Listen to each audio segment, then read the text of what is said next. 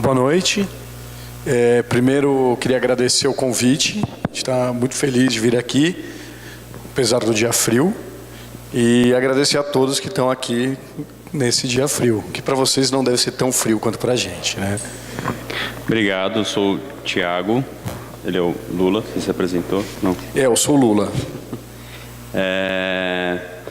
Agradecer também a oportunidade aqui e parabenizar pelo trabalho também, porque eu não me lembro, não sei se não estou informado também, se o CAL de São Paulo já fez algum tipo de ação como essa.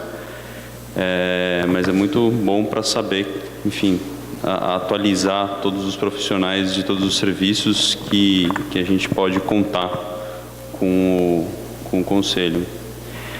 A gente trouxe aqui uma apresentação que é um pouco do resumo do nosso trabalho, assim, alguns cases que a gente separou, que a gente achou mais importante mostrar, que contam um pouco a história do escritório também. A gente costumava sempre começar uma apresentação contando a história desde o começo e tal, e eu acho que isso acaba acontecendo dentro de todos os projetos, cada projeto acaba tendo uma história, e eu acho que o nosso trabalho ele é mais bem representado contando a história de cada projeto, assim. Então acho que a gente acaba mostrando um pouco do perfil do como a gente trabalha, que eu acho que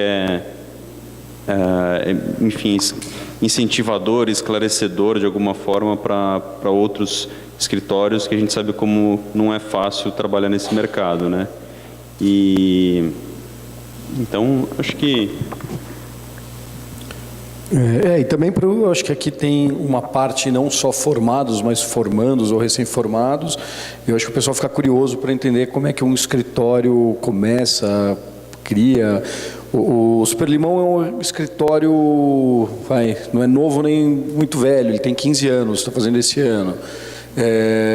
Mas a gente tem uma quantidade grande de projetos executados.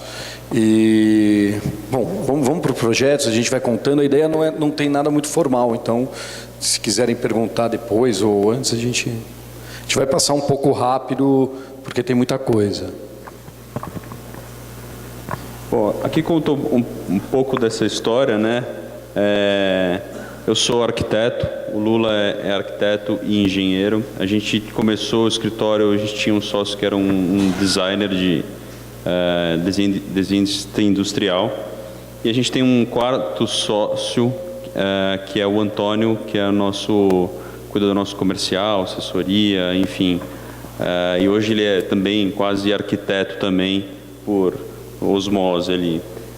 O Sérgio acabou saindo do escritório faz uns 2 anos, e hoje a formação somos nós 3, né? Isso foi bem interessante para o decorrer do escritório, né? Essa história aconteceu em vários anos, né? Hoje a gente está desde 2008, os 3 juntos, mas ter uma visão, cada um vir de uma experiência diferente de trabalho. Somos pessoas completamente diferentes no dia a dia também. Isso acho que traz uma característica bacana para o escritório, até coisas que eu estava lendo no material que está disponível aí, né, de sociedade, por exemplo, que não é uma coisa muito fácil também, e a gente acabou entrando numa sintonia muito bacana por termos visões diferentes também sobre o mesmo assunto, assim. Então a gente acaba abordando partes distintas do projeto, e isso segue uma sintonia, até por uma afinidade e tal. E uma coisa que a gente acabou, acho que só depois de 15 anos de escritório ali, a gente hoje consegue listar o que exatamente é o foco do nosso trabalho. A gente faz projetos desde arquitetura, residência, loja, restaurante, e sempre gostamos dessa diversidade, sempre focamos mais no cliente, no problema que a gente tinha para resolver, fosse uma pessoa física, uma pessoa jurídica. E eu acho que hoje o que a gente acredita são os nossos valores, na nossa qualidade de vida, é muito mais uma realização pessoal também, e acho que isso acaba refletindo numa sensibilidade do nosso trabalho, enfim, tratar o projeto com um certo toque de humor, com leveza, com cor, enfim, uma informalidade também que está presente tanto no nosso escritório como nos projetos, né? Para de falar e passar aqui, então. Marília. Esse projeto, ele é um dos primeiros projetos do escritório. A gente brincava que ele era a Sagrada Marília, porque ele não ia acabar nunca. E ele demorou entre projeto e obra, eu acho que foram 5 ou 6 anos. O desafio aqui é que... você que está com o botão aí? Isso, ela é uma casa antiga, era uma casa de 1912, e ela está numa região do lado da Paulista, que é muito raro sobrar casa na Paulista. O pouco que sobrou são casas que têm um valor arquitetônico, são aqueles casarões, mas as casas normais, antigas, não sobrou quase nada. E aí, nesse momento, a gente resolveu que ela tinha que sobreviver, né? Mas como só fazer ela sobreviver pela nossa vontade? No fim, tinha um dono, o dono queria ganhar dinheiro com isso, e aí a gente começou a estudar e colocar todos os pontos que a gente via como uma vantagem de manter e fazer um retrofit na estrutura antiga. Acho que do ponto de vista sustentável, a parte de materiais, a gente procurou fazer o projeto inteiro com ventilação cruzada, iluminação natural. Todas as salas dão para um terraço. Isso, por si só, no uso do prédio, acabou sendo uma economia. Mas um ponto que pegou muito forte foi legislação. Se a gente demolisse aquele prédio e construísse de novo, a gente não poderia ocupar certas áreas. A partir do momento que a gente fez um projeto híbrido, a gente conseguiu chegar a um potencial que a gente não chegaria em nenhum dos dois. E isso tudo super regular, tudo direitinho.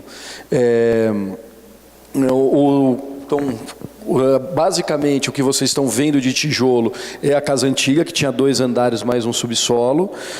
A gente demoliu, na verdade a gente desconstruiu, porque os tijolos foram guardados, tudo foi guardado. A gente criou uma nova estrutura que funciona que nem um exoesqueleto, ela não encontra nas paredes originais da casa, e ela suporta as novas lajes e os andares que subiram. Então, com isso, a gente criou um híbrido ali que se comporta muito bem. Uma estrutura de alvenaria com metal não é a simbiose mais perfeita. Então, tiveram vários pontos que a gente teve que trabalhar com elastômeros para eles trabalharem independente. E teve um trabalho muito grande de pesquisa, de garimpo. Cada piso que a gente tirava, a gente encontrava umidade, guardava aquilo, tentava descobrir de onde veio. A gente descobriu que essa casa passou por pelo menos 3 reformas significativas. E aí uma parte legal desse projeto, quando a gente estava fazendo, a gente não sabia qual era o uso final, então a gente projetou para ele ser o mais flexível possível. Então, tanto iluminação quanto infra e paredes, você consegue criar ou tirar elas seguindo os alinhamentos, sempre mantendo iluminação natural. E no fim do projeto, um cliente nosso, que ainda não era cliente, estava procurando um lugar para ser escritório, e a gente levou ele para conhecer Marília. Ele adorou e se mudou para lá. E isso deu a oportunidade de a gente desenhar também o mobiliário, né? Tirando cadeiras, assim, o resto a gente desenhou praticamente tudo que tem aí dentro. E sempre com esse olhar de reaproveitar o que estava lá, tentar criar novos materiais. Um ponto bacana da Marília é que ano passado ligaram para o escritório do nada e convidaram a gente para ir para a Áustria, que a gente tinha ganho um prêmio com esse projeto, que é o do Wienerberg Brick Awards, que é um projeto focado, ele é focado em tijolo. E a gente gosta muito da Marília, mas a gente falou, poxa, mas o projeto é pequeno aqui no Brasil. E depois que a gente foi lá e viu, foi muito impressionante ver que a Marília estava, que já tinha na época aí quase 10 anos, ela estava super atual ao que eles estavam falando lá na Europa. Eu acho que por isso que também eles ficaram tão chocados de ver um projeto assim no Brasil. E foi super bacana. Esse é um projeto de interiores, que é a Ideias Arvos, que é uma incorporadora em São Paulo. A gente fez a sede deles, dentro de um prédio que eles construíram, que é um projeto da FGMF. E aqui foi aquilo que eu estava comentando, de entender muito o perfil do cliente, né?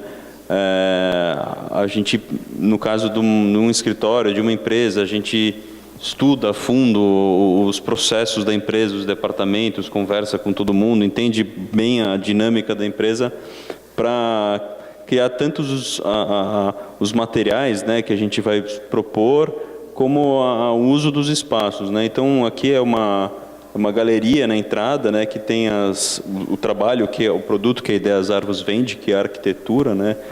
Então tem uma parede com todas as maquetes. Eles já fazem as maquetes um pouco menores do que as outras incorporadoras em São Paulo. Eles não trabalham muito com stand, eles têm um perfil um pouco diferente. Aqui tinha uma salinha de reunião rápida para fornecedores e tal, e uma estante que é super funcional. Ela acaba dividindo essa área do staff dessa entrada aqui do escritório.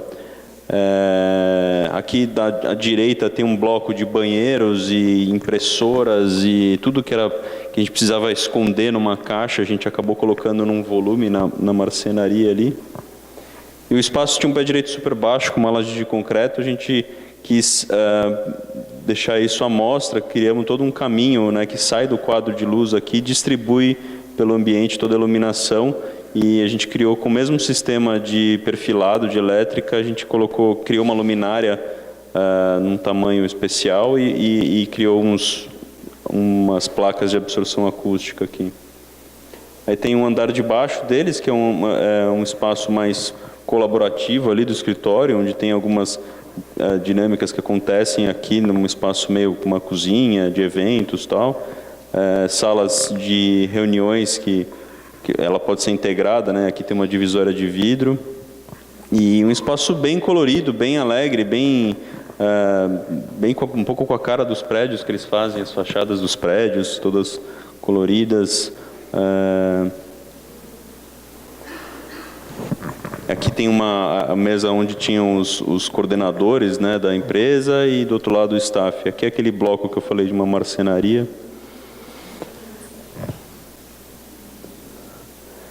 Aqui o banheiro teve uma intervenção do João Nietzsche, né, que fez a comunicação visual, então ele fez esse achurado aí no banheiro, ficou bem bacana. Google Campus. Esse projeto acabou de fazer 1 ano. Ele é uma incubadora, é um projeto novo do Google. Ele está abrindo, se eu não me engano, são 5 no mundo. É uma incubadora de startups. Basicamente, ele consiste de 3 áreas, é um prédio de 7 andares, e ele é dividido numa área que é privada, que é como se fosse um coworking que o Google escolhe as pessoas. Você vai lá, se inscreve, é gratuito, mas tem que ser selecionado. Tem a área do café, que é essa parte, que são 2 andares, como se fosse um Starbucks, que lá você pode frequentar, trabalhar de graça, e tem 2 auditórios. O desafio desse projeto foi, primeiro, eles não sabiam o programa, porque foi o segundo que abriu no mundo, sendo que o primeiro que abriu foi Londres. Ele abriu meio na gambiarra, eles estavam ajustando, então esse foi o primeiro projeto pensado. E eles não conheciam como que isso ia funcionar no Brasil. Aí foi legal, porque eles levaram a gente para conhecer o de Londres. Com isso a gente visitou, e a gente pegou um pouco do que era o começo desses coworkings de hoje em dia. E foi muito legal perceber o seguinte: a gente não sabe fazer coworking. O que a gente faz é mesa por aluguel. O coworking vai muito além do espaço alugado. O coworking vai na infra e principalmente na criação de um espaço de encontro. O que há de mais rico nesse espaço é que você tem o programador trabalhando do lado do designer gráfico, que está do lado do designer de não sei o quê, e todo mundo se encontra na hora do café. E isso cria uma comunidade muito rica, principalmente para quem está começando. Aí eles passaram 2 coisas para a gente, que era para celebrar a cidade e era para celebrar essa história da tecnologia, do mundo hacker. Então a gente fez uma pesquisa grande de materiais que acabou surgindo. Então, por exemplo, ali é uma cabine que é o phone booth, é uma cabine individual para você bota 40 pessoas na mesma sala, todo mundo falando no telefone e não funciona. Então você tem uma sala especial tanto para telefone e para videoconferência. Aquilo é a típica guarita que tem em São Paulo. Eu não sei se aqui a guarita é exatamente essa, mas isso é uma guarita de fibra, que a gente foi atrás do fornecedor, a gente fez um revestimento acústico, tem o duto de ar-condicionado climatizando, ela foi toda preparada e virou um phone booth. O detalhe é que os phone booths que a gente vinha lá fora custavam tipo $5.000, era uma coisa super cara. Esse daqui saiu em torno de R$2.000, mais ou menos. Aí umas amigas nossas fizeram todo um programa toda a programação visual, então adesivaram. Quer dizer, é uma peça bem comum, que você vê todo dia na rua. Quando a gente colocou aqui, todo mundo começou a ver e achar bacana. Eu acho que o projeto ele é cheio de detalhezinhos. Aquela chapa perfurada, que não dá para ver muito ali em cima no canto superior esquerdo, aqui era um térreo de pilotis, então não podia ter fechamento. O que a gente, mas chovia muito, ventava, então a gente conseguiu autorização para colocar uma tela perfurada. Só que a gente não queria só colocar uma tela perfurada, a gente pensou em alguma coisa mais bacana, e mandar fazer uma tela no laser, isso é uma nota. A gente foi atrás de um amigo que a gente já trabalhou em outros projetos, ele tem uma empresa de balcão refrigerado, expositor. A gente estudou o material, as ferramentas, as máquinas que eles tinham lá, e a gente criou um desenho que é baseado só na lâmina que bate. Então é bola e traço. Só que o legal é que esse bola e traço a gente escreveu em código binário, formado por 0 e 1, Google Campus São Paulo. Então, se você chegar e pegar na sombra que aquele painel faz e colocar um leitor de QR Code, ele vai identificar aquilo como o Google Campus São Paulo. E aí tem um monte de detalhezinho, assim, outro. Eu acho que uma das características que a gente tem aqui no Brasil é meio que se virar, né? O que falta de dinheiro, você acaba botando criatividade. O Google ele é super restritivo, ele é mais restritivo que o LEED. Eu não sei se vocês já fizeram projetos para certificação LEED, né? Mas ele mede tudo, da quantidade de entulho, gasto energético, operação e assim vai. O Google, em alguns pontos, é mais criterioso até que ele. E a gente não conseguia, com os equipamentos que tinha, chegar no nível de controle de CO2. Tinha que mudar o sistema inteiro. O prédio já existia, tá? A gente só foi a primeira vez que ele foi ocupado. Então, que a nossa solução, que também veio da leitura da cidade, São Paulo é aquela cidade ali, meio selva de pedra, mas se você reparar bem, tem planta crescendo para tudo que é lado. Então, a gente brincou que aqui acontecia isso, era a selva de pedra e a selva de verdade. Então, tinha encheu de planta. E o legal é que a gente escolheu plantas que têm uma absorção boa de gases, CO2, voláteis e tudo mais. E com isso a gente conseguiu chegar. O que não dava para fazer no ar-condicionado, a gente encheu de jiboia, samambaia e umas plantas meio dinossauros ali dentro do escritório e funcionou super bem. A gente ganhou uma estrelinha ali do Google por inovação. Aqui, esse aqui é do café, é uma área para trabalho, então é uma área para ficar em silêncio, e a gente não queria simplesmente falar, fiquem quietos. Aí a gente fez essa brincadeira que é o mobile, que são as vaquinhas amarelas e a panela. E aí quem falar vai comer tudo dela. E funcionou super bem, assim, ninguém conta para ninguém essa história, mas todo mundo entra e fica quieto. Esse é o auditório, é um auditório pequenininho. Aí tem algumas coisas, assim, a parte técnica os auditórios estão mudando, com a história de videoconferência e tudo mais. Não sei se por acaso ou não, mas aqui tem todo tons cinzas. Esse auditório foi feito, acho que umas 16 mãos. Tinha gente aqui, gente em Silicon Valley, tinha gente em Dublin, parecia técnico, cada reunião tinha técnico novo. E uma das diretrizes é que não podia ter cor, porque a câmera fica muito louca ali, tentando filmar e se perde, baixa qualidade. E a gente queria ter cor, poxa, o Google vai fazer um auditório cinza, não dava. E aí a sacada foi colocar a cor nas cadeiras, porque quando o auditório está cheio, você reduz muito o número de cor, e durante a filmagem geral ele não atrapalhava.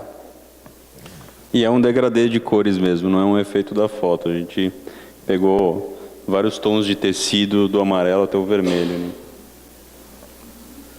E aqui mais alguns detalhes, por exemplo, essa luminária é o metrô de São Paulo.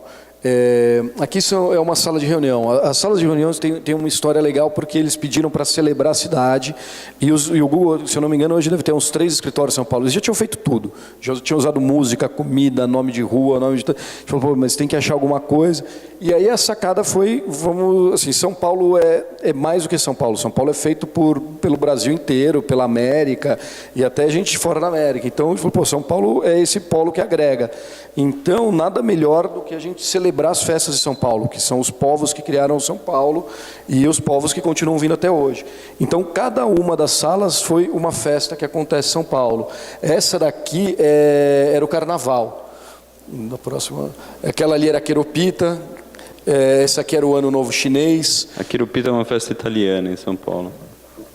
Então cada sala é super diferente e ela também tem o mesmo cuidado do auditório de não ficar tão louca ali para filmagens. Aqui na área do café, a gente criou muita coisa. Esse projeto foi um dos que a gente mais desenhou. Tá? Eu acho que isso vem desde o começo do escritório, a parte de design. Alguns projetos a gente consegue fazer mais, outros menos. Esse aqui é um orelhão de ponta cabeça. Né? E é um orelhão mesmo. A gente acabou achando um fornecedor que fazia e replicou. Ali atrás é um porta-pallet. A gente só colocou um painéis de madeira e mandou fazer um estofado bacana. Então, assim, foi tudo muito simples e com isso a gente conseguiu uma relação. Aqui as luminárias são as nuvens, é uma menção à garoa de São Paulo. Aqui a área de lazer, ali tem os jogos. Aqui o porta-pallet que a gente falou, que criou os nichos, né? Porta-pallet é aquela estante industrial, né, para guardar, que aguenta muito peso. A gente... E aqui foi um dos pontos que a gente gostou queria unir, porque eram 2 andares do café, o ponto principal do café era a união das pessoas e a gente queria fazer essa ligação. Então a gente acabou abrindo essa área e isso permitiu que a gente conseguisse cobrir parte do térreo, que a gente não tinha área disponível. Então também é isso, no fim tem muita criação e tudo, mas tem muita conta que você tem que fazer para fechar o projeto. Esse é um outro escritório que é a Social Tailors. É uma agência que trabalha mídias sociais, era uma coisa super nova para a gente também entender exatamente o que eles faziam, mas eles cuidam das mídias de empresas, principalmente de filmes e games. Então eles tinham uma dinâmica de trabalho que eles precisavam de uma sala de reunião super isolada, porque as reuniões que aconteciam eram super sigilosas, que as mesmas pessoas que trabalhavam uma ao lado da outra, elas não podiam saber qual era a estratégia de lançamento de um filme. E filme normalmente tipo Marvel, são filmes bem comerciais assim, né? E os games também, né? Então eles precisavam de um espaço também para essa exposição dos filmes e um espaço para jogar videogame. E era um escritório pequeno. Então a gente tem ali a área de staff, né? A gente criou uma sala de reunião bem fechada e criou uma arquibancada que virada para uma TV que ficava aqui na parede. E essa arquibancada ela é super multiuso, assim. Então ela pode ser tanto usada como uma bancada aqui, né? Aqui ela tem uma altura de mesa. Então pode sentar uma pessoa aqui, outra aqui. E isso aqui vira uma mesa também. E isso aqui é uma bancada alta. Então ela pode ser usada em várias situações. Formas distintas aí. E eles têm também de manhã tinha sempre uma reunião da equipe toda que acaba acontecendo aqui. Ali a gente vê, tem uma portinha que é uma cabine telefônica que a gente fez para essa questão do espaço dos escritórios também, né? O open space, né? Acaba tendo suas vantagens e desvantagens. Essa do telefone é uma delas, né? Que você tira a privacidade, então tem que criar esses espaços, né, e climatizar mini bolhas dentro do escritório para poder resolver isso. A gente fez um forro aqui, isso foi uma coisa que a gente executou isso no escritório, a gente queria fazer, para variar, o que o Lula falou, a gente sempre tem a verba super limitada, então a criatividade vai além e a gente quer atender o cara e quer fazer um projeto bacana.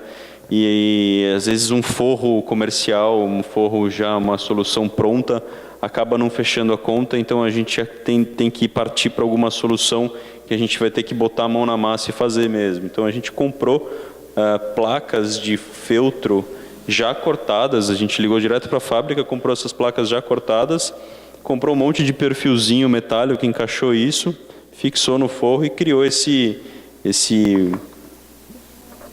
baffle acústico caseiro.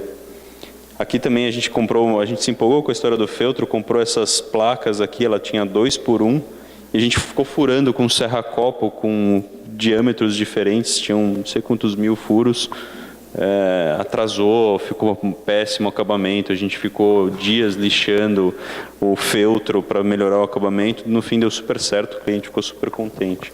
Essa parte de criação é um negócio que a gente valoriza muito no escritório, né, de ir descobrir, não ter um olhar ali com preconceito do que aquele material serve, e a gente tenta ao máximo possível fazer a equipe também. Então, tudo isso que vocês estão vendo, a gente fez junto com o arquiteto, com o estagiário, a gente faz questão que todo mundo vá para a obra, mesmo que a gente não toque mais obra, a gente já tocou obra por muito tempo, mas de um tempo para cá a gente acabou só gerenciando, a gente acompanha para garantir a qualidade de projeto, mas já começou a virar um volume muito grande, não dava para ficar na obra direto. Mas por mais que a gente não esteja tocando a obra, a gente sempre está muito próximo. E é importante, principalmente para quem está começando, acho que acompanhar, porque entender como faz é metade do caminho para desenhar direito, porque papel aceita qualquer coisa. E agora botar de pé é muito mais difícil.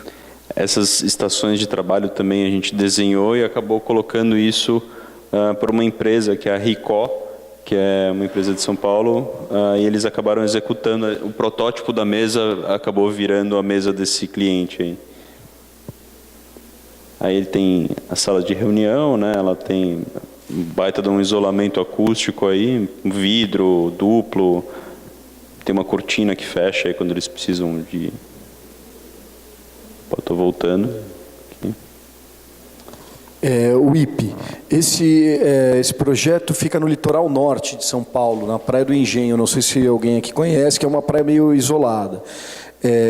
E o que tinha lá antes era aquilo. Tá? Foi uma das primeiras concorrências que a gente entrou.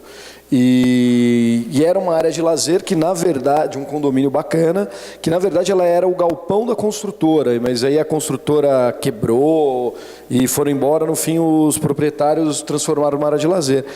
Mas, na verdade, ela era muito ruim. Tá? Aquela foto ilustra bem. Você pode ver que, ao mesmo tempo, ela está escura, quase não tem luz, mas se você olhar, a mesa de ping-pong está encostada aqui no pilar, porque ali era muito sol, não dava para ficar. Então, era um lugar quente e escuro. E a gente começou a estudar o que precisaria mexer nele para transformar ele num lugar agradável. As primeiras propostas giravam, mudavam de lugar, mas no fim o que a gente viu é que ele estava bem implantado, ele estava numa posição boa e não fazia o menor sentido demolir tudo. Era só para falar que era uma coisa bacana. Então o nosso partido foi tentar reutilizar tudo que tinha nesse galpão dentro da obra. E tinha um negócio importante, porque ali é difícil chegar a carro e tal. A gente tinha certeza que o entulho todo ia parar no mato. Então a gente falou, não vamos gerar entulho nenhum. Aqui é uma das invenções ali que a gente acabou criando, que foi um destino de todas aquelas telhas. Essas telhas já eram telhas antigas, não era uma qualidade super boa, então não dava para reaproveitar. A gente tentou dar para o pessoal da obra, ninguém queria. E aí no fim a gente moeu ela e usou de agregado. Ela não é um agregado estrutural, fiquem tranquilos, a função dele realmente era fechamento, mas o que ficou muito bacana é que virou uma super parede, com quase 40 centímetros. Então, uma das áreas que é a sauna não precisou de isolamento térmico. A gente só teve que isolar o forro, porque as paredes eram super térmicas. E a estrutura também, a estrutura antiga do telhado virou estrutura de deck, de banco. E a economia foi tão grande que a gente conseguiu usar um material que normalmente ele é bem caro, que é o Alvitra, que é aquela cobertura, que é uma manta de um polímero, é super bacana porque você consegue fazer telhado praticamente sem inclinação. E essa cobertura estilosa aí, ela tem um porquê, não é só para ficar bonito. Na verdade, ali onde estaria o Thiago é onde está o mar, e eu estou na montanha. E na praia o vento muda de direção do dia para a noite. Durante o dia lá é muito quente, então a gente levantou aquela aba para que você tivesse a maior... forçar mesmo realmente um fluxo grande de ar lá dentro. À noite cai a temperatura e fica bem frio. Então você fecha os caixilhos e a troca de ar acontece pela aba de cima. De quebra, isso também virou uma bandeja de luz, que resolvia aquele problema que você tinha um ambiente escuro e quente. Agora as sombras, se eu olhar pelo banco aqui... Peraí, volta lá. Aqui dá para ver bem. Você vê, o ambiente está inteiro com sombra, mas ao mesmo tempo ele está super iluminado. Se eu olhar ali o teto, parece que tem uma luminária. Esse projeto foi outro que, quando finalizou, também a gente tinha economizado tanto que deu para fazer o mobiliário, né, até as luminárias. A luminária é super simples, é uma placa de fórmica virada ao contrário. Quando a luz passa por ela, dá um efeito amadeirado ali. Mas é uma fórmica. Muito mais. Parte desse projeto também foi legal, foi pesquisar a mão de obra local. A gente queria valorizar isso, até porque a manutenção vai ser feita por lá. Então não adiantava a gente trazer uma super empresa de outro lugar e amanhã ninguém resolveria. Então, esses caixilhos a gente riscava no chão, fazia com marceneiro, voltava. Então foi bem bacana. Essa aqui é a parede de tijolo, ali a sauna. E o incrível é que assim, é um condomínio de alto padrão, todas as casas vivem com ar-condicionado, você passa na porta, tem parece um bunker de tanto ar-condicionado que tem. Esse aqui não tem ar-condicionado nenhum e é tão fresco quanto qualquer casa. Esse é o Dona Vitamina, é uma lojinha de sucos e comidas mais naturais em São Paulo ali. Ele tinha uma referência com aquelas casas de sucos do Rio de Janeiro, que nunca emplacou muito em São Paulo isso. E era um casal de amigos, né? Acho que a gente no começo do escritório fazia muito apartamento, né? De amigos, de tio, e acho que a história acaba começando um pouco assim. A gente gostava de se envolver na história do casal, da família, entender como funcionava aquilo. E a gente começou a perceber, quando a gente começou a fazer projetos comerciais, que também tinha esse perfil por trás, né? Então aqui é um casal de amigos também, e a gente chamava eles de casal Doriana, porque eles são super felizes o tempo todo, acordam de bom humor e tal. Eles abriram essa casa de sucos e a gente tinha bastante a referência das frutas, das cores, das texturas, né? Então a gente brincou um pouco com isso. Era uma casinha super antiga que a gente reformou, super estreita, então a gente acabou criando uma sequência aqui de produção. Então a gente tem uma área de cocção no fundo, lavagem, sucos, e aqui os preparos dos sucos, né? E um corredor com um banco e cadeirinhas aí. E a gente fica muito contente também, acho que mais legal do que a foto colorida é o cliente feliz. Parece ser meio clichê isso, mas no final ver o espaço bombando, né, todo dia no almoço, fila para fora, e os caras, enfim, felizes porque o negócio está dando certo, para a gente é o resultado mais bacana de ver. Acho que foram poucos projetos que a gente acabou não vendo isso acontecer, mas eu acho que é o que é mais importante mesmo. Aí um pouco mais lá dentro, né, a gente, enfim, criou essa caixa com madeira pinos, para variar também a madeira mais em conta que a gente tinha, né, no momento. A gente acabou aproveitando muita coisa de uma outra loja que eles tinham, então a iluminação e tal. A história da Dona Vitamina também acabou sendo personificada na proprietária do negócio, né? Então teve toda uma comunicação visual, né? A programação visual foi feita por um estúdio que é super parceiro nosso, que é a Laika.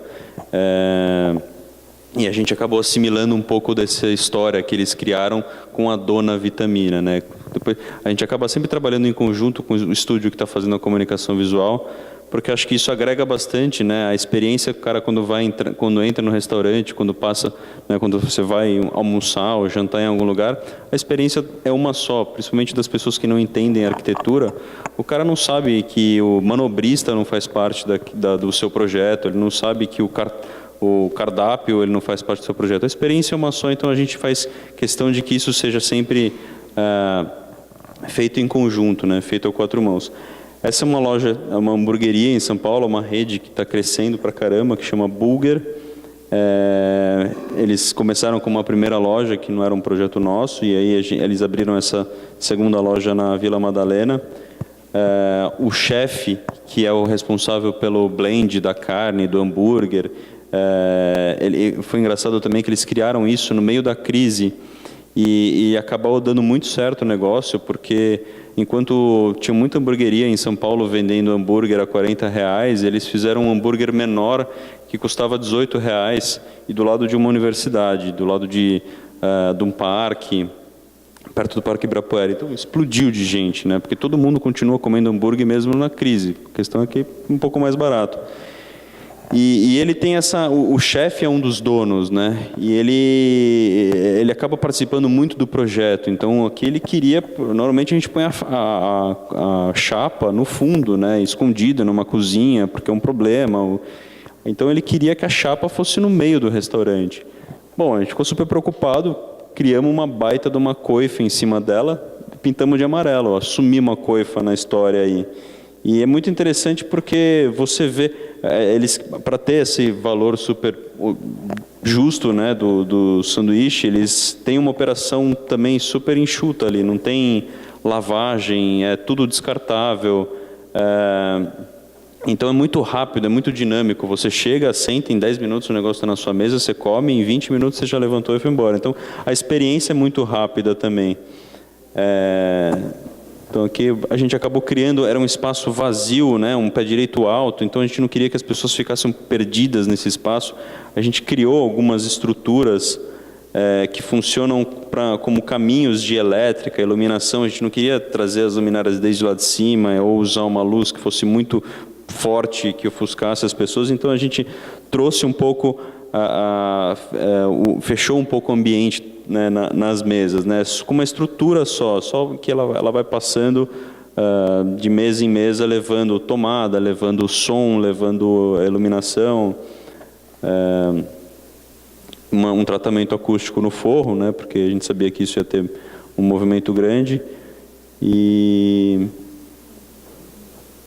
é isso, uma lousa, né, para fazer o menu. Aqui a gente tinha já o imóvel já tinha o bloco aparente, né, o bloco de concreto. A gente fez uma brincadeira aqui com os vasos com o bloco virado para trazer um pouco de vegetação. Hoje a gente já está fazendo, essa era a primeira que a gente fez, a gente está fazendo a 6ª loja deles já, todas com essa cara. E também o próprio Dona Vitamina, a gente acabou, eles abriram outras lojas e fecharam, hoje eles estão só com aquela. Mas a gente acaba participando muito do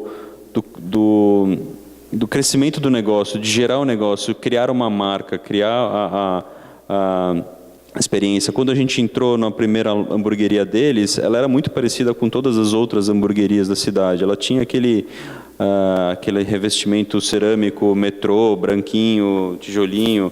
Puta, é lindo, também gosto, mas todas as hamburguerias de São Paulo têm esse revestimento. Todos os estabelecimentos têm uma lâmpada de filamento. É super legal, mas não precisa ser repetido em todos os espaços. A gente precisava criar uma coisa com uma identidade própria. O cara queria que a pessoa passasse de longe na loja, batesse o olho e identificasse que aquilo era um burger. E a gente está conseguindo fazer isso, criando uma identidade, né? A gente acaba fazendo isso em muitos projetos. Esse é o Riba, que o Lula vai falar. Então, o Riba é um bar no Rio de Janeiro. Ele fica numa esquina no Leblon. Esse foi o primeiro. Ele é pequenininho, esse bar. Eu acho que ele tem de área 35 metros. E a gente, assim, primeiro, né, um pessoal de São Paulo fazendo um bar no Rio, já é um senhor desafio. E a gente queria ser o mais tradicional pé sujo. O pé sujo é como eles chamam no Rio, esses bares que são mais despojados, e é uma referência que você podia sair da praia e ir direto para o bar, com o pé sujo. Então, e é o bar mais característico. Só que o Riba nasceu, um dos donos era um italiano, e o cara não se conformava como o serviço no Rio era ruim. E realmente a coisa está melhorando, mas o que o Rio tem de lindo, ele precisa melhorar em serviço. E aí o cara falou, olha, a gente vai fazer um boteco no Rio com uma super atenção aos detalhes. E o projeto é isso. Se você lê o projeto, ele é qualquer boteco. Ele tem o azulejo, ele tem o concreto, ele tem a prateleira de garrafa, ele tem a mesa. Só que o que a gente fez foi dar uma atenção especial. Então, os azulejos, a gente chamou uma amiga que ela tem a Lurca e ela desenhou painel por painel. A gente falou que, olha, de longe a gente quer ver o desenho de uma onda, quer remeter ao mar. Então, isso realmente, você vai na esquina de longe, dá para ver. O piso é um piso de concreto, é o mesmo piso da calçada que entra no bar. O detalhe foi a junta de latão. as mesas, de novo, acho que entra ali no capítulo como fazer dentro da lei e além da lei. Essas mesas é uma coisa muito gozada, porque assim, teoricamente você tem uma área restrita que você pode colocar como em qualquer cidade, mas no Rio essa coisa às vezes fica um pouco confusa. E no fim o que passaram para a gente é que a gente podia ter mesa, mas a gente não podia ter a mesa no chão. Daí eu acho que o cara falou meio que de pegadinha, falou, se vocês conseguirem fazer a mesa voar, vocês podem colocar a mesa na calçada. E aí foi o que a gente fez. Aquela mesa, na verdade, ela dobra e ela está no andar de cima. Num determinado momento você levanta ela e ela cria uma mesa numa altura, a melhor altura é para você estar de pé, no lado que pode usar, mas não pode ter nada apoiado. O riba não tem fechamento, ele é assim do jeito que vocês estão vendo. A única coisa é à noite, vai para frente, acho que dá para ver. À noite, esses bancos aqui funcionam que nem uns biombos. Você coloca ele de pé e fecha esse canto redondo, porque quem já fez caixilho redondo aqui sabe que é uma senhora encrenca, né? Ainda mais numa região de praia que vai enferrujar. Isso nasceu da necessidade de espaço, porque ele é tão pequeno que a gente não tinha lugar para guardar o banco à noite e não tinha lugar para guardar a grade de dia. Aí os outros detalhes que é um pouco do que o Thiago falou, a gente tenta criar elementos para criar uma identidade, né? Eu me lembro nas reuniões, a gente falava, também teve uma coisa que era muito o nome, e todo mundo falava, será que vai dar certo, não vai dar certo e tal. Hoje em dia o Riba virou uma referência lá no Rio, você falar Riba, de modo geral, acho que todo mundo vai conhecer. E o engraçado é que ele é um bar novo, mas parece que ele sempre estava lá. Essa rua estava super decadente, estava tudo fechando. Depois que o Riba inaugurou ali, os pontos começaram a ser super valorizados e voltou a ser uma rua agitada ali do Leblon. Depois desse, a gente já abriu mais 4 Ribas, sendo que 2 eram quiosques, que foi um desafio, porque a gente tinha que transformar um quiosque, que é o projeto do Índio da Costa, muito parecido com aquele que eu não sei se vocês conhecem, ele é uns triângulos, uns hexágonos, é uma estrutura bem forte. E praticamente a gente não podia mexer em nada. Daí a gente criou algumas soluções, eu acho que não tem aqui, mas basicamente a gente brincou com forro e tal. E é isso, ele virou uma referência ali carioca. Essa é a elétrica, bem recente esse projeto, ele inaugurou, deve fazer um mês, 45 dias. É do Grupo Brás, que é um grupo grande em São Paulo, Rio, acho que não sei se eles têm em outros lugares também, mas eles têm a Pizzaria Brás, IC Braceria, IC Bistrô, Lanchonete da Cidade, tem um grupo grande que tem, assim, é uma referência, o Astor, Pirajá, é um grupo que existe já há algum tempo e para nós sempre foi uma referência de qualidade de projeto, não só de projeto, mas de estabelecimento como um todo, de qualidade de serviço, de qualidade da comida. E a gente se preocupa com tudo isso, porque não adianta a gente fazer um projeto legal e o serviço ser ruim, ou a comida ser ruim, a gente sabe que o negócio não vai para frente. E a gente ficou muito honrado em ter sido convidado para criar uma nova marca para eles, que foi a Brás Elétrica. Eles estão um pouco também nessa onda, quase como o Bulger ali que eu comentei, enquanto eles mesmos têm a referência da Brás, Pizzaria Brás, que é uma pizzaria super tradicional em São Paulo, que você vai com a família e você senta numa mesa e fica lá 3 horas com a família comendo. Hoje os tempos estão mudando, a velocidade das coisas estão mudando, então eles também estão criando um outro negócio que atende mais esse público, e também, acho que em outras partes do mundo isso, de fazer a proposta de você comer uma pizza de uma forma diferente, comer uma pizza no almoço, que a gente não tem essa cultura mesmo, e comer a pizza em pé, rápido, com uma comida fast casual, né, que eles chamam. Comfort casual, sei lá, cada hora inventa um nome. E aqui também o desafio de criar uma identidade nova, né? Porque a gente também já não queria os pretos e cinzas e tubulares e coisas aparentes. E o que a gente poderia criar? Eles queriam que fosse uma coisa despojada, chamaram a gente por linguagens de projetos que a gente tinha feito. E a gente tinha esse universo da elétrica para brincar. Na verdade, o lugar, a pizzaria chama elétrica porque é um forno elétrico que vai também totalmente contra o que eles sempre venderam ali, de fazer a pizza no forno a lenha tradicional e tal. Eles apareceram com um forno elétrico italiano que parece um micro-ondas gigantes ali, uma baita tecnologia de isolamento térmico, enfim, de velocidade de fazer a pizza, sai em menos de 1 minuto, ele faz a pizza, faz 9 pizzas de cada vez em um forno. Então a velocidade era absurda de giro nessa loja. Então é um autoatendimento, então você chega, entra pela porta, pede no caixa, você recebe aquela comandinha que vibra, senta na sua mesa, antes de pagar no caixa você pega uma bebida ali, e aí a pizza fica pronta, você vai lá e pega. E a gente brincou com esse universo elétrica, né? O que a gente podia brincar de... Ixi! Tá. Então a gente brincou com elementos da elétrica. Então essas luminárias, a gente criou luminárias que eram isolantes de vidro, desses de alta tensão, né? E criou então essas luminárias que chamam super atenção na loja ali. A gente queria que fosse uma coisa quente, né? Então bastante colorido, bastante vermelho. O forro deu errado, na verdade o forro não era para ser vermelho, a gente escolheu um forro que era meio vinho, e no fim, na hora do cara aplicar lá, ficou muito mais vermelho. A gente adorou o vermelho no forro, e enfim, tem um pouco a gente brinca que é Deus nos projetos, que acontecem algumas coisas assim. E a ideia era que fosse tudo solto, móvel, né, com rodízio, então o balcão é com roda. Essa é a única parte que é fixa, que é uma área de lavagem, que a gente assumiu que era lavagem, então a gente acabou criando ela com uma cerâmica branca.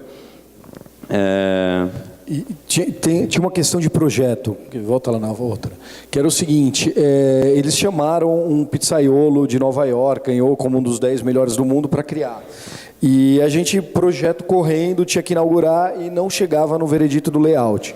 E não chegava, aí a gente virou e falou, bom, vamos fazer o seguinte, tudo anda.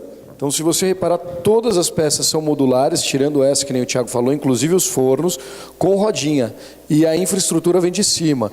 Então, assim, a gente chegou num veredito que era o melhor layout, montou no dia da inauguração, quando o Tony chegou de Nova York, ele olhou e falou, não é assim.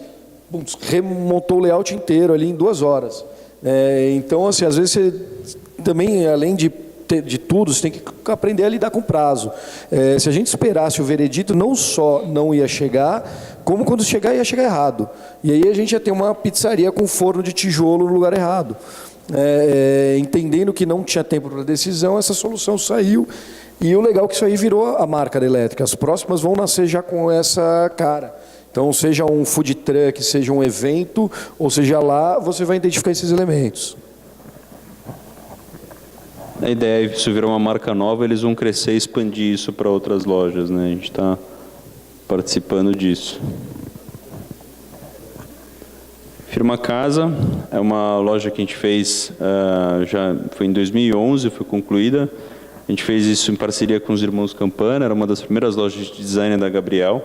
Ela tinha uma fachada, era uma casa, tinha uma fachada única ali, que vocês punham um móvel só, então a gente criou uma fachada dinâmica que ela conseguia controlar o tamanho da abertura dela, né? Então ela consegue fazer exposições maiores ou menores. E esse vaso, um dia o Humberto Campana acordou com um sonho que ele queria revestir toda a loja em espada de São Jorge. E a gente foi resolver, o projeto já estava em andamento, a gente não tinha previsto nada para criar uma parede verde aí, então a gente precisava de uma solução leve, então a gente acabou criando um vaso de alumínio, que é um origami, é um quadrado com 4 dobras, e ele é colocado intercalado, então a irrigação passa por um de cima e ele vai gotejando entre eles, e no fundo a gente criou um berçário na loja.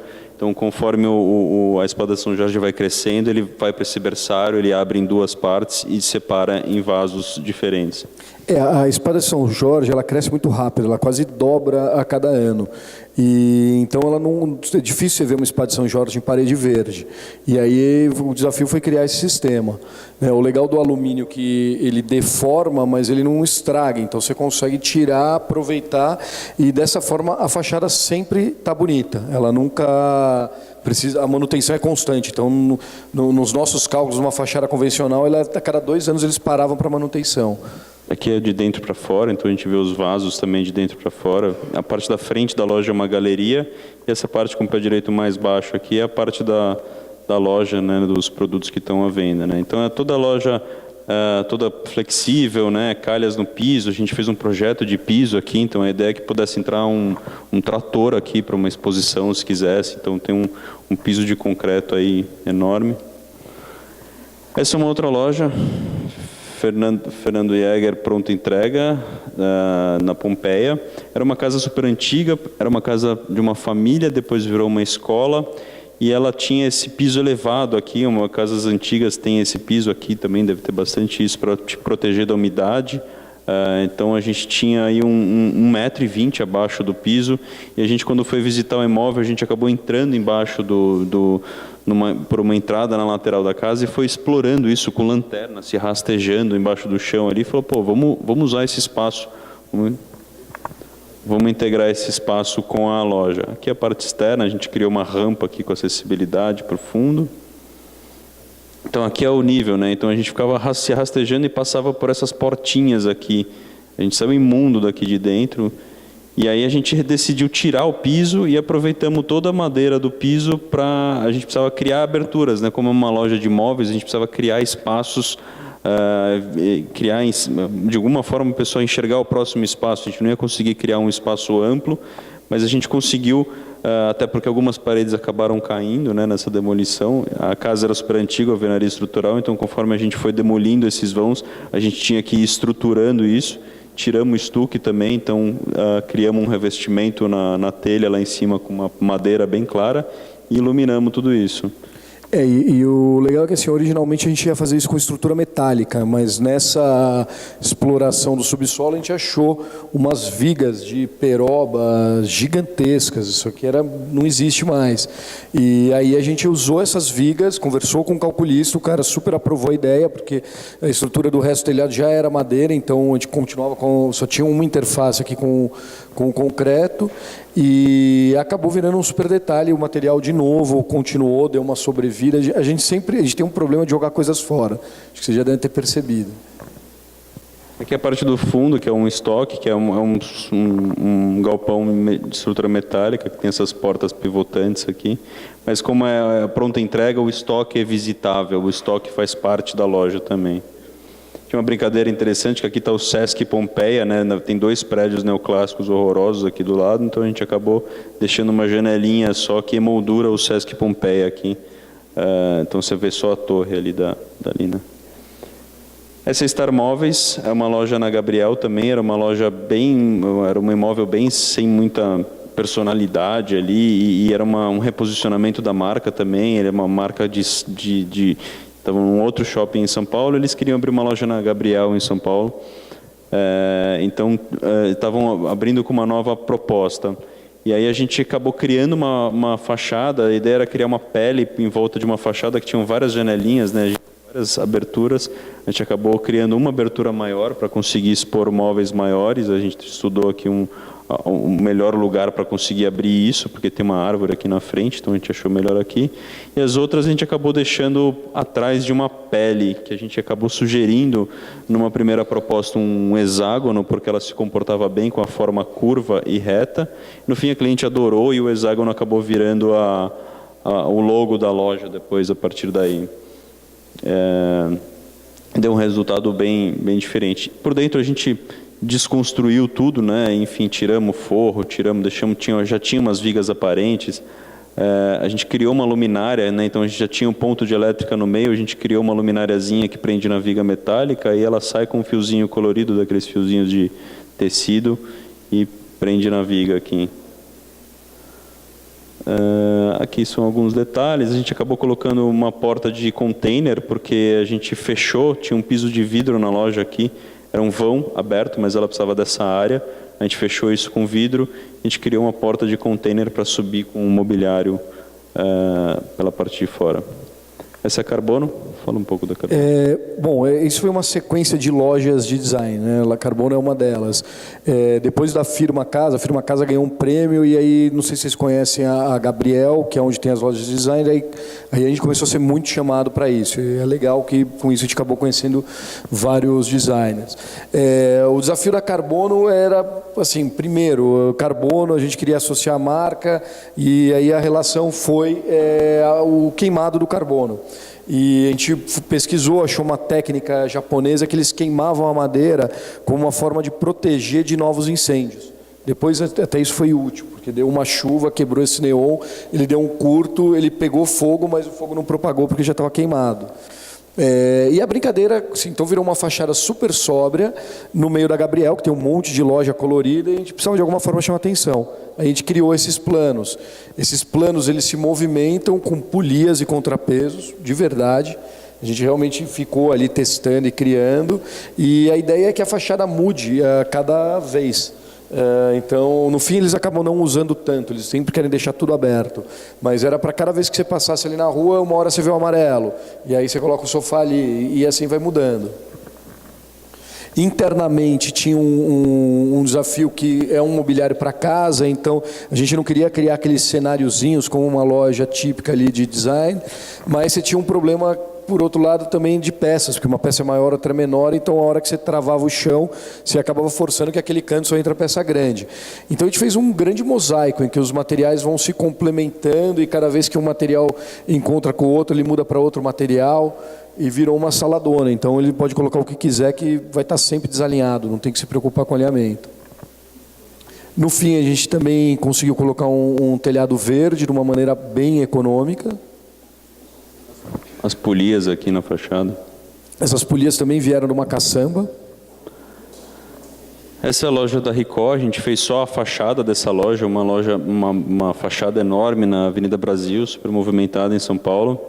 E o cliente queria passar a mensagem de tecnologia, de precisão, e a gente acabou, de várias formas, ele queria chamar atenção também. De várias formas, a gente acabou chegando numa forma que a gente conseguisse executar uma coisa que era modular, usando a serralheria da fábrica, né, uma fábrica de móveis. Aquela estação de trabalho que eu falei está aqui, a gente desenhou para ele. Um dos partidos era resolver a fachada com o maquinário que ele tinha dentro da fábrica dele. Aí a gente pesquisou, viu, no fim o que tinha de mais bacana era a parte de serralheria e a parte têxtil ali, eles tinham uns tecidos bem legais. E aí a gente criou alguns modelos, mas a gente acabou indo para isso, que por mais maluca que ela seja, ela é modular. A gente tem um padrão que se repete, a gente só vai girando peças, e em alguns lugares ele dava pau, ele cria um plano diferente. Mas ele é uma fachada até que bem irregular, apesar da aparência dela. E no fim são posturas de lojas, né, como a loja quer se expor para o seu cliente, né? A Carbono, por exemplo, é uma loja que ele não queria ter fachada exposta para a rua, ele queria que as pessoas entrassem na loja e ficassem lá dentro. Então ela tinha uma proposta diferente. Já a Ricoh, ela queria chamar atenção nessa avenida movimentada. Isso aqui é um pet shop também, que precisava chamar atenção também, ele estava numa curva de uma avenida super movimentada, e a gente não conseguia chegar numa fachada que a cliente nunca gostava. A gente fez casinha de cachorro, difícil fazer fachada de pet shop, né? E uma hora a gente brincando com ela assim, falou assim, puta, vamos fazer tudo peludo. Até mostrei uma imagem, meio montagem assim, dela toda peluda. E a mulher adorou, assim, falou, pô, mas dá para fazer isso? Eu não sei, vamos pensar. Aí a gente pesquisou, a gente encontrou aqui 3 quilômetros, acho, de conduíte. Esse conduíte que vai dentro da parede, cinza, então ele é super barato. A gente acabou encontrando uma plaquinha de piso, tipo piso elevado da Marfinite, que tem um furo que é exatamente o mesmo diâmetro do conduíte. Então a gente encaixou, aqui você vê por dentro a placa perfurada, e o conduíte encaixa exatamente. Então a gente criou um grid, fixou essas placas, criou uma linha de montagem ali na obra e fizemos uma fachada peluda. Conseguimos. Dentro é um caos, porque é difícil tirar foto também dentro de um pet shop, mas todas as araras, como a gente não tinha prazo, né, a gente acabou criando toda a iluminação, né, ela tem esse suporte de perfilado de elétrica, e ele desce e cria também as estantes também. Acho que... Tá. Aqui é um projeto em container. Tá.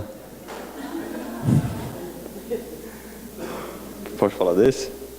Vou falar muito rápido. Isso aqui foi uma hora que a gente adorou e resolveu começar a trabalhar com container. E um dos primeiros clientes foi o Alphaville, que ele estava vindo no Brasil inteiro.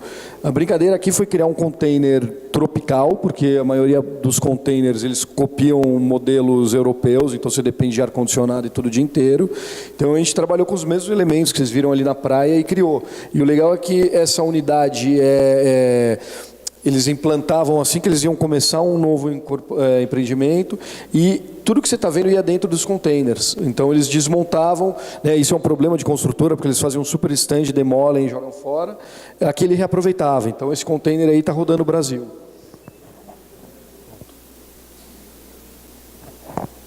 Acho que a gente pode... Acho que é isso. Então, podemos abrir para perguntas.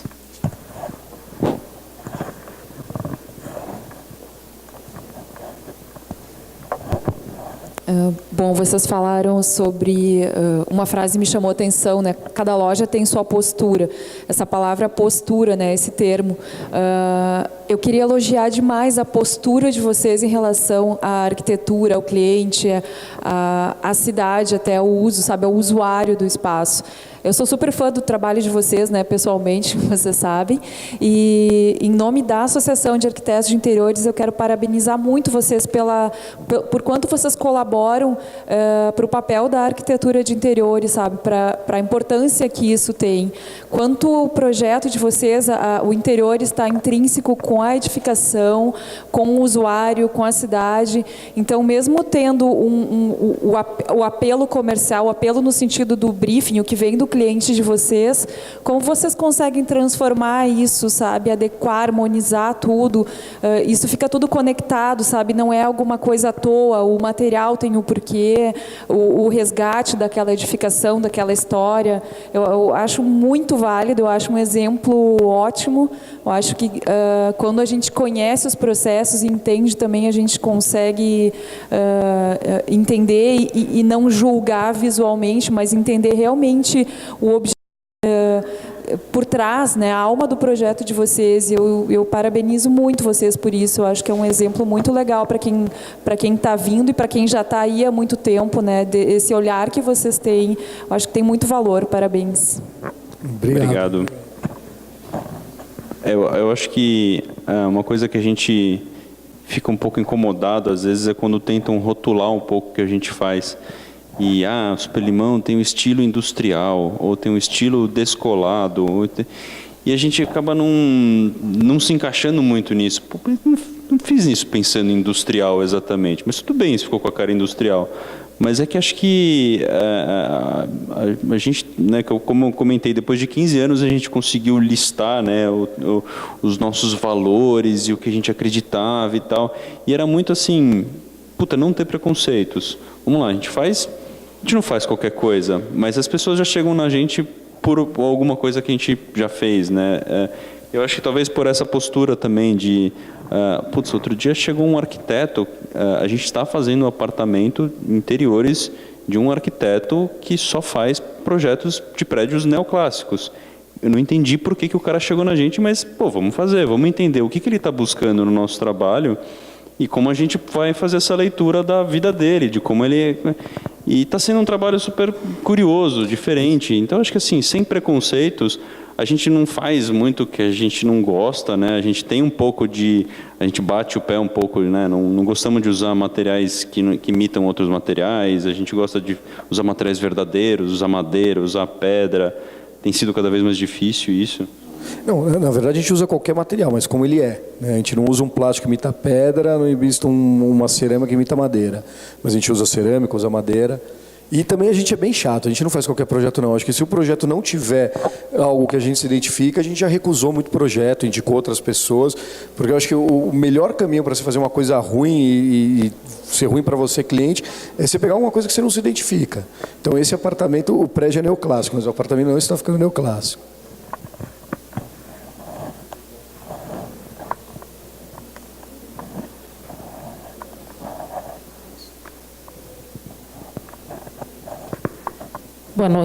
Boa noite a todos. Parabenizar o trabalho de vocês. Mas eu queria ouvir um pouquinho de vocês, porque a gente tem aqui um público bem jovem, né? Muitos estudantes recém-formados, e que acaba tendo o trabalho de vocês como uma inspiração, né? E, opa, será que eu vou fazer isso? Como é que eu vou chegar? Né? Então, nesses 15 anos, e vocês iniciaram pela Marília, né? É Marília? Qual é o primeiro? Não, a Marília já tinha uns anos. A Marília acho que foi o primeiro grande projeto. Ah, ok. Então, mas a gente fez hall de prédio, fez de tudo, começo de então, prédio. esse início, né? Bom, como é que vocês chegam nesse trabalho hoje? Que com certeza esses conceitos de hoje foram lá no início, né?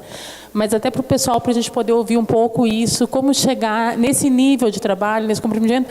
E aí a gente pode pensar que toda essa produção em 15 anos é um tempo muito rápido. Né? Pô, não é muito tempo, 15 anos. Né? Todo esse trabalho produzido, com todo esse conceito que tem, né? Essa bagagem. Eu adorei aquilo, a gente não gosta de botar coisa fora. Né? Pô, é um conceito de sustentabilidade que a gente não falou aqui, né? A gente está falando em não botar coisa fora. Então, tudo isso que vocês construíram, né? Como é que foi nesse início e o que a gente pode trazer para esse pessoal novo que está entrando no mercado de trabalho, que está, né, se inspirando, né, enxergando todo um pouquinho isso. A gente começou o estúdio há 15 anos atrás fazendo mobiliário. A gente fazia mobiliário de papelão, de plástico reciclado, pegava desentupidor de pia e transformava em luminária. Copinho de plástico, transformava em luminária. Então a gente sempre teve esse cuidado, esse carinho pelo design, pelo detalhe, por criar coisas inusitadas, ter uma releitura de uma coisa ordinária e virar uma coisa diferente. Isso foi uma coisa que a gente sempre gostou. A gente sempre gostou de botar a mão na massa, né, de pegar e fazer. Algumas coisas que a gente não... O Lula falou que a gente gerenciava a obra muito porque a gente faz conta no bolso do cliente, a gente queria que o projeto viabilizasse também, para a gente poder também concretizar isso e ter isso como portfólio. Então a gente acabava assumindo algumas coisas, a gente pagou muito essa conta, depois de um tempo a gente começou a perceber que a gente estava pagando essa conta, mas de botar a mão na massa, assim, a gente não conseguia desenhar algumas coisas que a gente estava criando, então a gente tinha que executar antes, desenhar depois, e hoje a gente continua fazendo isso porque a gente precisa orçar isso, botar na mão de uma construtora e tal. Então acho que começou, durante muitos anos, desses 15 anos, a gente fez muito isso. Depois a gente começou a ganhar espaço dentro de outros escritórios, dentro de outros colegas, projetos de outros colegas. Então a gente fez o balcão de um restaurante, a gente fez um balcão de plástico, que era uma luminária, a gente fez o forro de um restaurante de um outro arquiteto. Então a gente foi ganhando espaço e aos poucos fomos ganhando os nossos clientes, fomos fazendo... E aí acho que teve uma fase bacana, que era a continuação da apresentação aqui, que eu acho que ela é mais apartamentos, na verdade, mas onde eu acho que a gente aprendeu muito a essa leitura do problema, né, de criar um diagnóstico em cima do problema que a gente tem, que era entender como o cara ia usar a casa, entender como ia ser a cozinha dele, se ele ia receber gente, se ele ia fazer jantares ali, se o filho dorme longe da mãe, se tem cachorro, se não tem. Então a gente acabava tendo conversas e a gente acabava se aproximando muito do cliente. Então a gente tem um pouco essa característica, a maioria dos clientes aqui viraram super amigos próximos por acabar criando essa afinidade.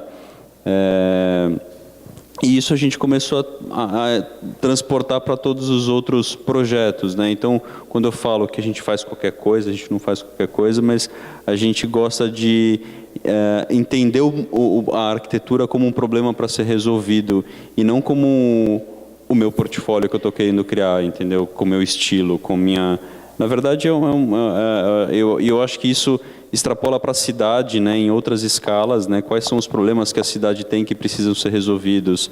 Eu acho que isso vai em todas as escalas, né, desde o do design até o urbanismo. Então, acho que... E eu colocaria alguns pontos, assim, eu acho que primeiro, para quem está começando, estudem, saibam tudo do que vocês gostam de fazer. Tecnicamente, vocês têm que estar preparados para responder qualquer coisa. Porque o que mais tem é engenheiro chato que não vai falar que o negócio não para de pé, e também tem um arquiteto que desenha um negócio que não para de pé. Então, assim, desenhar qualquer coisa, de novo, papel aceita, mas para você botar de pé são outros 500. Então, saibam o que vocês estão fazendo, vão para a obra, estuda, faz curso, vai visitar a obra do tio. Assim, se não tiver trabalho, eu lembro que há uns anos a gente foi para Santa Maria, e lá era um problema muito grande porque tem todo mundo se formando e tem pouquíssimo trabalho. Mas era legal, porque o pessoal falava, não, eu estou fazendo a reforma da padaria. Eles davam um jeito de se virar e botar a mão na massa, porque o emprego não vai cair no teu colo. Ainda mais agora que a gente está no meio de uma crise. Outra coisa, isso que a gente falou várias vezes, eu acho que o projeto não tem o preconceito. Não, o material do piso é esse. Não, por que esse material está no piso? Ele está no piso por isso, aquilo. Então, entenda aquele material. Com isso, vocês vão começar a criar a própria arquitetura e fugir um pouco do cenário. Hoje em dia, com o Instagram, é uma desgraça, né? Instagram, Pinterest. WhatsApp, Pinterest. Você chega segunda-feira no escritório, o cliente vem trazendo a bagagem da família inteira, mais 3 amigos. Eu quero fazer isso. Fala, não, cara, isso aqui é um projeto que já tem uns 5 anos, isso aqui não tem nada a ver com a tua cara. Então, assim, embasem suas respostas, procurem, e no fim, cara, façam o que vocês gostam, porque arquiteto a gente não para de trabalhar, né? Você tem uma profissão que você fica o tempo inteiro, você dorme, olha para o teto e fala, pô, mas olha aquele detalhe ali. Você vai beber no bar e fala, ó, o pezinho da cadeira. Então, assim, imagina você passar o resto da vida fazendo 24 horas uma coisa que você não aguenta. Você não vai ser feliz, teu trabalho não vai ficar feliz, o teu cliente não vai ficar feliz. Eu acho que é um pouco isso. A gente tem trabalhado muito em equipe, né? A gente tem somos 3 sócios, a gente se pergunta muito, troca muito informação e a gente acaba trabalhando muito com a equipe também. Eu não acho que a responsabilidade de um arquiteto ela é concentrada na cabeça de uma pessoa. Acho que ninguém é gênio para conseguir resolver as coisas sozinho. Então, acho que você trabalhar sempre em equipe, ter a opinião, você pode até não acatar a opinião de todo mundo, mas você precisa saber todas as opiniões para tomar uma decisão ali. Então, isso acho que ajuda muito no nosso escritório, assim, a estagiária que está uma semana lá, ela veio falar maravilhada ali, que ela nunca participou tanto de projeto, porque a gente pergunta, questiona, e a gente sabe cada vez mais que com o pessoal mais jovem, ele vem com outra bagagem, com uma quantidade de informações muito maior do que a gente tinha na faculdade também. De uma forma diferente, sim, de conteúdos diferentes, mas são ferramentas poderosíssimas, né? A gente tem... as pessoas que fazem imagens são as mais novas hoje em dia, que fazem imagens maravilhosas. E isso é uma ferramenta fortíssima para o nosso dia a dia, né? E de referências, enfim. Eu vou fazer uma consulta para a plateia e para os nossos convidados. A gente está vendo que o interesse está muito grande e vocês não terminaram, né? A previsão era 8h30, mas tem possibilidade de estender mais alguns minutos. Se vocês poderiam terminar, e se a plateia também quer isso. Pode ser? Pode ser. Então tá, obrigado. Eu acho que não tem tanta Não coisa, tem muito, não. Mas estava no caminho aqui. Eram os apartamentos, deixa eu terminar de falar do container direito, vai. O container tem uma coisa legal, e eu acho que isso vem um pouco de tudo que a gente falou, que é a parte de não copiar. O container explodiu de uns anos para cá, mas quando a gente fez, esse aqui já não era o primeiro, quando a gente fez ainda não era moda aqui no Brasil. Tinha aparecido o da Ilha, na Itália, tinha algumas coisas. Quando a gente começou a pesquisar, container já existe no Brasil há muito tempo. Tem projeto do Civan, lá na Amazônia, de 1970, é incrível. Ele é todo ventilado, isolado termicamente, tudo correto, é uma super arquitetura. E o que a gente vê a maior parte das vezes é o cara pegar ali, botar o isopor e meter um ar-condicionado. Funciona muito bem, até o dia que o ar-condicionado quebra. E também num país tropical, depois de umas 4 da tarde, depois de tomar quase 10 horas de sol, nem o isopor mais está aguentando. Então aqui a gente ficou estudando muito as mesmas técnicas, bandeja de luz, ventilação cruzada, ventilação permanente, convecção, efeito chaminé, tudo que sempre existiu na boa arquitetura brasileira, né? A gente sempre brinca que de um tempo para cá a gente tinha que ser criativo, que a gente não tinha acesso nem dinheiro para tecnologia. De repente a coisa apareceu, aí estragou tudo. Você começa a fazer casa de fachada norte, toda envidraçada, que vai depender de ar-condicionado, você faz um quarto de leitura que não tem luz, porque ficou tudo muito fácil, você pode fazer qualquer coisa e um botão resolve o problema. E agora estamos entrando em períodos, né, já entramos em períodos sustentáveis. Isso acho que foi um grande desafio do container. E o mais legal foi ver que a gente fez um container, a gente levou para a Bahia e ele se comportou melhor do que a marquise do hotel, que era de alvenaria, com telhado e tudo mais. A gente trouxe, acho que são 3 apartamentos, tá? Esse apartamento era um casal no começo do projeto, eles se separaram no meio, depois ele virou um apartamento de solteiro, que muda bastante a configuração de algumas coisas. Mas era um cara que adorava cozinhar, ele estava fazendo uma faculdade de gastronomia, ele já era formado, ele é de administração e tal.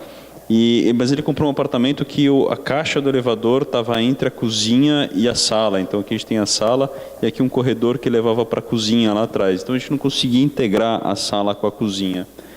E ele era super festeiro, ele gostava de receber gente, enfim, fazer os jantares em casa. Isso é o hall do elevador, né, que é uma caixa de concreto. E a gente abriu o hall do elevador, abriu aquela portinha que tinha aqui, e quebrou todas as paredes e criou uma portona metálica. Então, como era um por andar, ele podia deixar isso aberto num dia de evento que estava recebendo os amigos, então os amigos já saíam do elevador dentro do apartamento dele. E a gente descascou toda a estrutura, né? Então isso aqui é um pilar, a viga, tal. Aqui tem um pedaço com forro, mas a gente descascou toda a laje. Isso deu um trabalho enorme também. Era uma época que a gente gerenciava a obra, essa obra a gente gerenciou. Aqui tinha uma brincadeira a gente ia colocar um olho mágico, a gente colocou um olho mágico para dentro do hall e vários olhos mágicos para fora do hall. E depois a ideia era colocar uma imagenzinha, ele acabou colocando em cada olho mágico uma imagem do Kama Sutra ali, que virou a farra do prédio na criançada. E a cozinha, a gente fez um grafite no piso, aqui.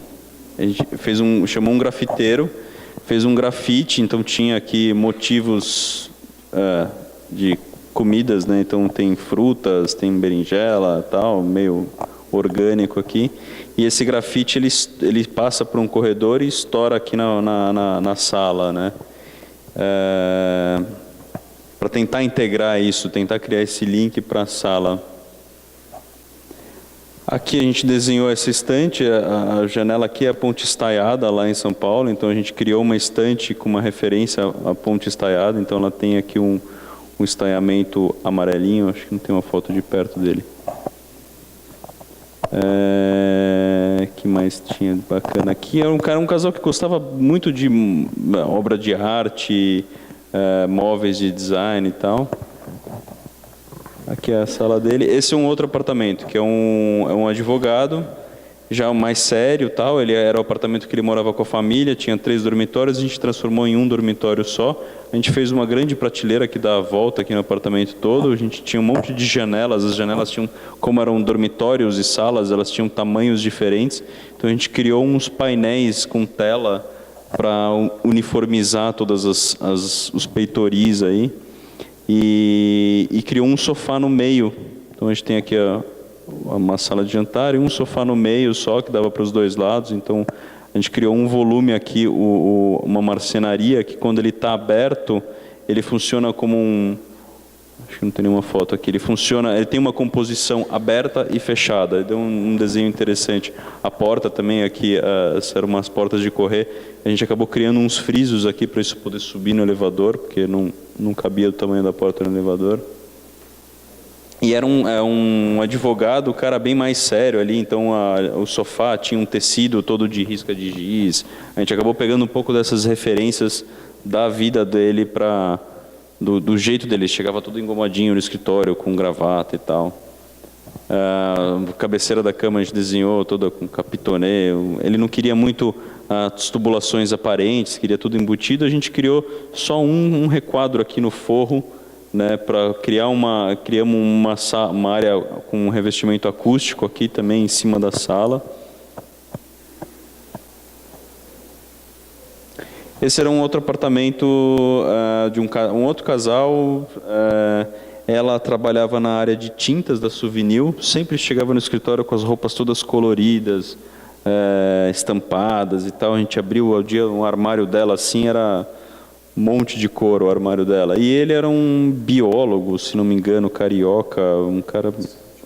Não, farmacêutico é o outro. Biólogo, dos bichinhos, né?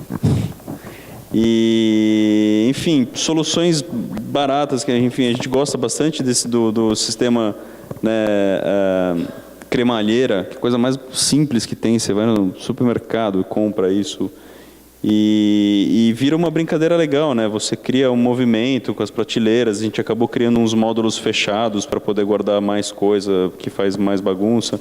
Mas você vê que assim, esse apartamento ele tinha muita cor. Mais de amostras de cores eram mais de 100. Quando a gente pediu o número de amostras de cores, o pintor quase chorou, mas não é brincadeira. A gente falou, olha, tá vendo, tem 3 tons de azul, 8 de verdes, ela quer ver esse com ele. Assim, era um diagrama que a gente olhou e falou, não, quer saber, pinta todos aí e a gente vê junto.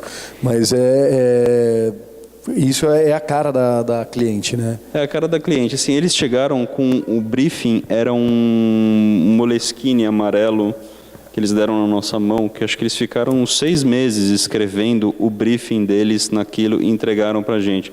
Foi assim, foi um presente, né? Foi uma coisa que nenhum cliente tinha feito com a gente isso. E eu acho que a gente devolveu até no final do projeto, quando ficou pronto o apartamento, a gente devolveu o Moleskine para eles, como parte dessa história, né? Então aqui a cozinha, esse é um fornecedor que a gente gosta de trabalhar, a Security, ele faz um armário em chapa metálica, em chapa de aço, e tem umas cores maravilhosas, que, enfim, você pode compor ali, e até dar uma segurança para o cliente poder comprar a cozinha com cor, porque se ele enjoa, ele pode trocar as cores, ele tem direito a uma repintura do metal. Então a Security vai lá, tira todas as tampas e pinta de novo. Então é legal que, acho que isso incentiva um pouco o cara poder usar a cor na cozinha, né? Que as pessoas normalmente querem tudo meio cinza, para medo de enjoar e tal. Aqui a gente vê que eles não tiveram muito esse problema. Os banheiros, a gente fez um banheiro de cada jeito também. O lavabo tinha uma história, eles queriam que o lavabo fosse todo temático da Amélie Poulain, então tinha algumas referências ao filme. E aí a gente criou um banheiro era todo PB, o outro banheiro era todo colorido. Isso aqui é um terraço dos quartos, que a gente chamou o mesmo grafiteiro para fazer uma intervenção. Essa é uma... Essa aqui é uma casa pequenininha que fica ali no Itaim, em São Paulo. Esse é um detalhe da fachada que a gente já vai... Manda para frente. Essa é a casa, é uma casinha de vila. E essa casa fica muito perto a Juscelino, que foi onde fizeram o túnel. E essas casinhas de vila todas trincaram, estavam caindo aos pedaços. E é uma casinha pequenininha, ela basicamente era 2 quartos em cima, um banheiro embaixo, cozinha e acabou. E era uma família, era um casal, mas ela ficou grávida no meio do processo e aí precisavam expandir. E, de novo, estudamos planta, viu que dava para criar um anexo, mas era uma senhora encrenca, mexendo numa alvenaria estrutural que já estava trincada.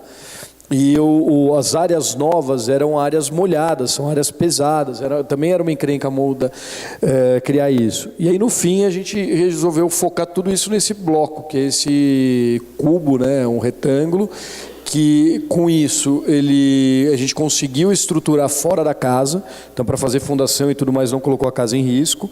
Essa estrutura virou o apoio, então essa viga daqui vai entrar lá, entra e atravessa a sala, com isso a gente conseguiu tirar as paredes que estavam aí. E o bacana é que assim, esse revestimento, como é que ele funciona? Ele é uma placa de alumínio, é o mesmo cara que fez o do Google, que fez o vaso da firma. De novo, a gente estudou o ferramental dele e a gente fez um desenho que até remete, dependendo como você olha, ele parece um cubo, ou às vezes ele é uma flor, mas ele é uma máquina que dá porrada muito rápido e faz isso. Com isso sai mais barato isso do que qualquer tela da Hunter Douglas ou você mandar cortar laser.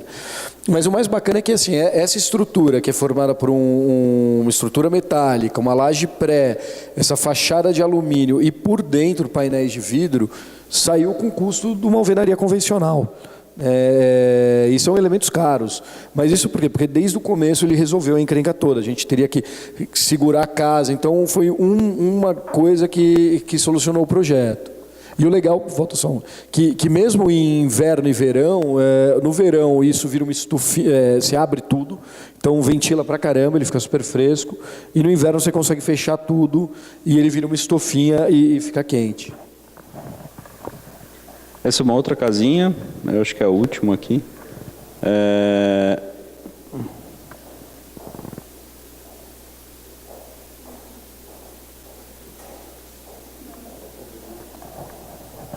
Ela é bem minimalista, essa. Eu não sei o que aconteceu. Tá em branco aí também? Tá em branco? Então acho que isso. Era uma casa que, na verdade, o quarto é embaixo e a sala é em cima. A gente inverteu um pouco a casa, porque ela tinha essa janela com uma vista para a copa das árvores e ela tinha uma moto, uma scooter, então a gente acabou usando o andar de baixo para metade uma garagem para scooter dela, fez um quarto e um banheiro super bacana, com jardim e tal, e a gente jogou a área social para esse andar de cima. Então aqui a gente está na cozinha, tem essa sala, é bem pequenininha, e aí no fundo da cozinha tem uma escada, a gente trocou o telhado, fez um telhado leve de painel wall, e fez um solário em cima. É um bairro na Vila Nova Conceição, um bairro super gostoso em São Paulo. Ela deve ter comprado essa casa, ela valorizou tipo 200, 300, sei lá, ela comprou por 600 mil e vendeu por 1,5 milhão, assim, a casa. Foi do lado de Ibirapuera. Então, lá da cobertura você vê o parque, é bem legal. Gente, acho que era isso. Valeu. Obrigado.